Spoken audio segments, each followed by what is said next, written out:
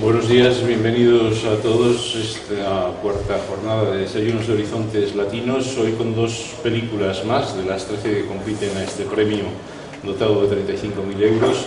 13 películas latinoamericanas y hoy una uruguaya.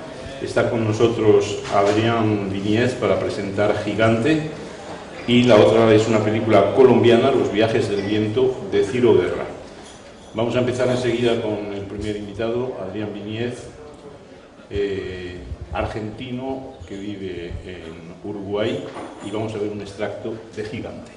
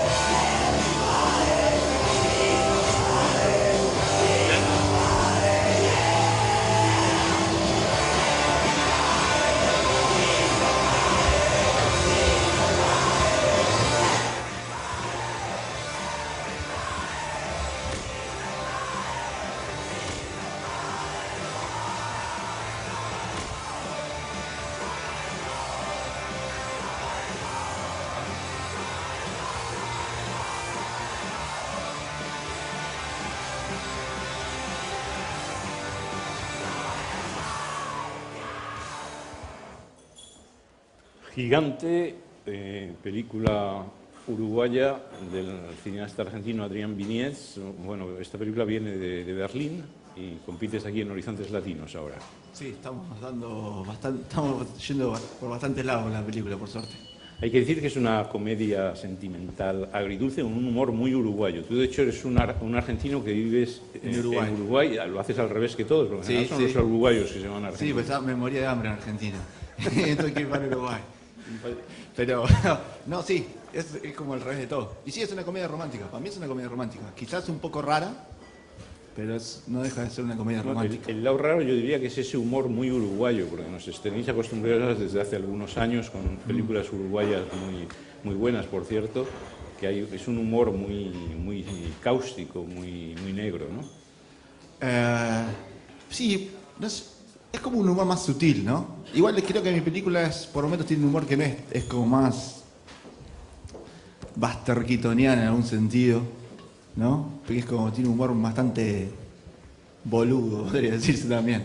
Pero sí, tiene como humor y a mí me interesa mucho trabajar con el humor. Para los que no han visto la película, bueno, es la historia de Jara, este hombre que es un grandullón, digamos, tímido y sentimental, que no se atreve a declararse a la chica de la que se ha enamorado. Es una chica de la limpieza en ese supermercado, ¿no? Es decir, es esta historia de timidez. ¿De dónde la has sacado? ¿Eres tú que has escrito el guión? Sí, escribí el guión yo, pero yo no me acuerdo bien de dónde me salió la historia. Yo lo único que sé, sabía que tengo en la computadora, tenía una anotación donde anoto como ideas para futuras películas. El 99% son horribles y las descarto cuando las leo por segunda vez. Y esta tenía una que decía: guardia de seguridad se enamora de empleada de limpieza en un supermercado. Y como a la semana agregué: guardia de seguridad se enamora de empleada de limpieza en un supermercado en el turno de la noche. Y a la otra semana agregué: guardia de seguridad se enamora de empleada de limpieza en el supermercado en el turno de la noche, maneja las cámaras de seguridad. Y a partir de ahí me di cuenta que como que era una historia que podía funcionar, para empezar a escribir un guión. Y bueno, el marco de esta historia es precisamente ese supermercado. Es un lugar muy claustrofóbico, digamos, y precisamente vigilado por esas cámaras. Sí. Es algo como que siempre, yo trabajé hace más de 10 años atrás, trabajé en supermercados, no como guardia de seguridad, y siempre me pareció que era como un lugar que tiene esa cosa como que es muy radical el cambio entre lo que es el salón del supermercado donde están los productos, toda esa cosa lumínica muy colorinche, y después el lado del interior del supermercado que es como más lúgubre, más oscuro. Y esas cosas, me parecía que era un muy lindo lugar para contar una historia. Además del tema sentimental, hemos dicho, de este Grand Douillon tímido, bueno, hay el tema de la videovigilancia, sí, que es su trabajo cotidiano. Sí. Este es un tema muy cinematográfico, de hecho hay varias películas ya que inspiran mucho a los guionistas, creo, últimamente. Sí, es como yo cuando vi que decidí de que iba a trabajar de las cámaras de seguridad, ya tenés como todo un dispositivo narrativo para contar la película a través de las cámaras, que es como muy simple. Y sí, es algo como muy... inspira mucho porque es muy visual. Es fácil pensar a partir de las cámaras de seguridad porque te da esa cosa como realmente como muy natural, muy... Estás hablando de cine siempre con eso. Entonces es como... Sí, y hay varias películas que están con él. Ahí, no sé si viste la de Andrea Arnold. Que el otro día no la vi, pero el otro día ¿Recuerdas? yo coincidí en un festival en Estados Unidos con Andrea Arnold y estábamos almorzando los dos juntos diciendo, yo tengo que ver tu película y vos tenés que ver la mía porque a mí ya me dijeron y eso. Hay también en esta misma sección Horizontes Latinos Ilusiones Ópticas, que también hay cámaras de seguridad. ¿Sí? Chilena. Ah, Sí, mirá. Pero es cierto que pones en la mirada. Sí, ya sé cuál es. La mirada, él es tu personaje, es al mismo tiempo, como hemos dicho, grandullón, tímido y tal, al mismo tiempo es un voyeur. Sí. Se la pasa el día observando a los demás, espiando. Sí, es espiando, sí. Y es como que...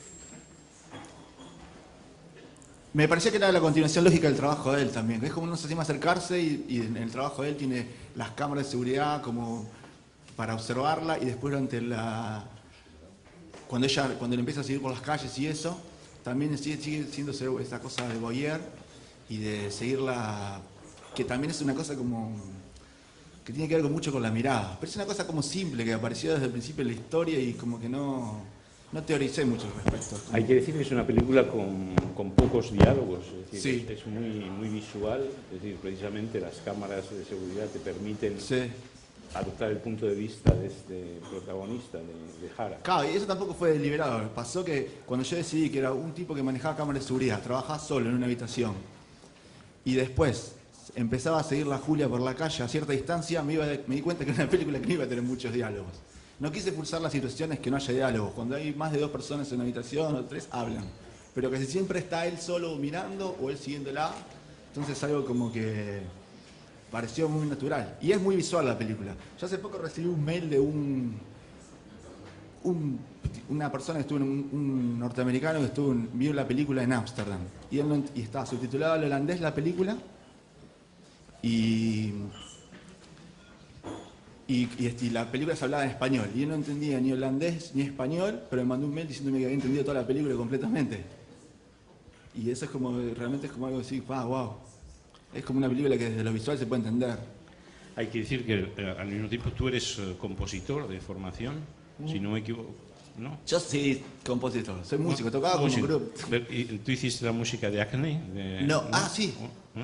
¿O me equivoco? Pero sí con un amigo. Pero es como la música electrónica cuando está en ciertos discotecas. Y después acá en Gigante sí, pierdo plata tocando en bandas hace 20 años. Sí, pero la música, ¿cómo te la has planteado aquí? ¿La has compuesto tú mismo? Y acá hay como 2 tipos de música en la película. Están los grupos como de heavy metal, hardcore, thrash que escucha él, que algunos son como grupos fantasmas que inventé yo con amigos hace unos años atrás, jugando, y los empecé a probar en la película y pegaban y me gustó. Yo soy el cantante de muchas de esas canciones. Entonces, así. Y después está como la banda de sonido en sí, que sí, la hice yo también, es como en la computadora. Es decir, que hay que decir que este personaje del Grand Douillon va a descubrir, de hecho, que la chica tiene sus mismos gustos. Claro, sí. En la música, que es el heavy metal, y también el karate, ¿no? Sí. Las artes marciales. Es como que es todo como un descubrimiento de la película, como que va surgiendo, que se da cuenta de que hay ciertas afinidades. Y bueno, siendo compositor, gustando de la música, ¿cómo has llegado tú al mundo del cine? ¿Habías hecho cortos antes de esta primera ópera prima? Nunca. Yo no estudié cine. Es como, no, pero lo que pasa es que es al revés de todo. Yo desde los 9 años quiero ser director de cine. Y hasta me acuerdo del día que dije, yo quiero ser director de cine, porque estaba viendo una cosa en el canal público argentino. Y pasó que después, por X motivo, no pude estudiar cine. Empecé como a los 14 años a tocar en grupos y en bandas, completamente underground, y toqué por muchos años. Y en Argentina no tenía vinculación con nadie relacionado con el cine. Y cuando me mudé para Montevideo, ya por medio de la música me había hecho amigo de Pablo Stoll y Juan Pablo Revela. Y bueno, empecé a escribir una serie de televisión que ellos habían ideado. Y después escribí el guión de Gigante. Pero yo hice el guión de Gigante antes de hacer los cortos. De hecho, hice el guión, se lo llevé a Control Z a la productora, le dije que quería hacer la película y me dijeron, bueno, pero si nunca dirigiste un carajo. Entonces me dice, vamos a hacer una cosa.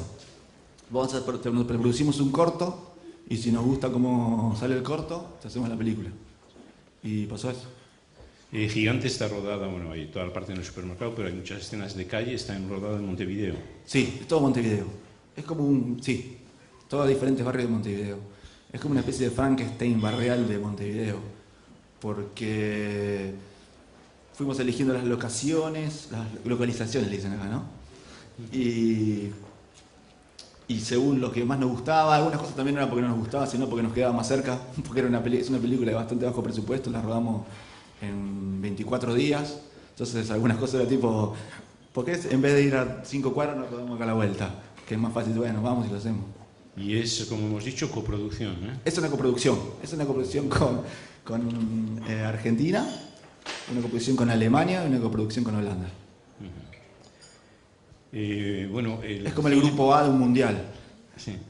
En el cine uruguayo, como también en el cine argentino, encuentro que hay como una vuelta un poco al neorrealismo. No sé cómo lo ves tú. Es decir, estos personajes populares que hubieran podido ser personajes de Sica, ¿no? Sí. No hace falta ser millonario para ser héroe de cine. Sí, yo prefiero más a Rossellini, de Sica. Pero sí. Sí, es eso, es como más es cierto realismo también. Pero a mí la diferencia que hay, a mí me parece que en el cine uruguayo por lo menos hay más humor que en el cine argentino. Que en el cine argentino mucho humor no hay. Sí, por eso empecé diciendo... De vez en cuando hay comedias, pero tampoco no hay mucho... Es bastante... Por momentos peca de solemne el cine argentino a mí. Lo digo porque soy argentino, me parece. Tenéis otro sentido del humor, efectivamente. No sé, en Uruguay sí hay como, las películas tienen como un cierto sentido del humor, se animan en el sentido del humor y juegan con el sentido del humor. Y a mí me parece que el cine argentino la mayoría de las veces le falta sentido del humor. ¿Tienes algún proyecto de entre manos saliendo de esto? Sí, pero... No se puede hablar. No es que no se puede hablar. Pero sí, estoy cubriendo como 3 cosas al mismo tiempo, pero es solamente la computadora y yo ahora. Y no sé qué va a quedar, si de eso va a salir una película o no tengo mucha idea. Muchas gracias, Adrián. Muchas gracias a vos. Adrián Núñez, y vayan a ver a Gigante en Horizontes Latinos. Muchísimas gracias a vos.